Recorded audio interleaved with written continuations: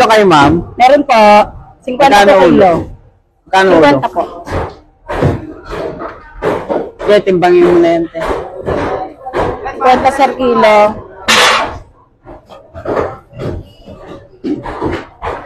59 sir. Ito sir oh.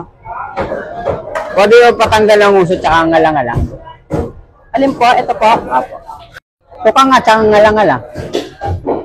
Ano pong gagawin? Patanggal. Kapatanggal po. Hindi na po ako tatanggal sir ng ano eh. Ng tuka tsaka ng ngala-ngala. Kahit sa iba nagpapatanggal. Sir, sa iba yung sir eh. May mga gagawin pa rin po kasi ako. May mga pa-order po ako. Kaya po hindi na po ako tatanggal po talaga niyan. Ba yan? Bakit sa iba nagtatanggal? Sa'yo hindi nagtatanggal? Sir, pasensya na po sir. Hindi po talaga ako nagtatanggal sir. Kunin niyo sir. Hindi na. Magpatanggal ng ngalang-ngalang tsaka nguso. Pasensya na po talaga sir. Sige sir, sa iba na lang po kayo bumili sir. Hanap na lang po kayo ng tatanggal ng tuka. Sige, ma'am.